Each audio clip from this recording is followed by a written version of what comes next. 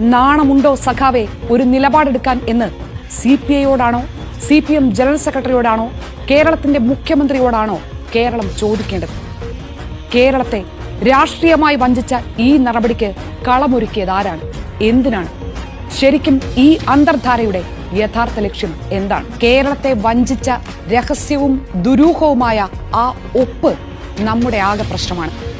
കേരളത്തിന്റെ രാഷ്ട്രീയ പോരാട്ട ചരിത്രത്തെയാണ് പിണറായി വിജയൻ മോദി സർക്കാരിന് മുന്നിൽ ഒറ്റിക്കൊടുത്തത്.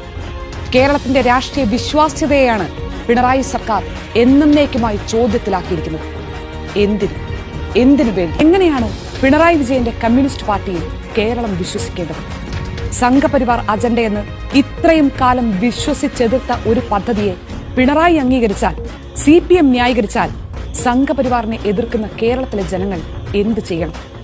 കേരളത്തിന്റെ അടിസ്ഥാന രാഷ്ട്രീയ പോരാട്ടങ്ങളെ കൂടിയാണ് കേരളത്തിന്റെ മുഖ്യമന്ത്രി പ്രതിസന്ധിയിലാക്കുന്നത്. CPM മുൻപെതിർത്തതിനെയെല്ലാം പിന്നീട് ഏറ്റെടുത്ത് കൊണ്ടാടും എന്ന സ്ഥിരം പരിഹാസം പോലെയല്ല ഇത്.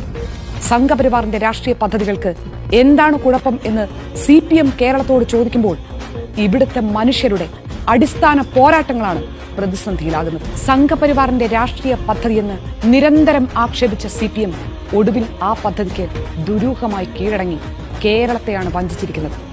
കേരളത്തിന്റെ രാഷ്ട്രീയ മനസാക്ഷിയാണ് പിണറായിയും പാർട്ടിയും പ്രതിസന്ധിയിലാക്കിയിരിക്കുന്നത്. വ്യക്തതയോടുള്ള രാഷ്ട്രീയ നിലപാടുകൾ സ്വീകരിച്ചു പോരുന്ന കേരളത്തെ ഈ മലക്കമറിച്ചിൽ എന്തുമാത്രം ആശയക്കുഴപ്പത്തിലാക്കും എന്ന ആശങ്കയേ ഇല്ലാതെ CPM നിരന്നു നിന്ന് ന്യായീകരിക്കുകയാണ്.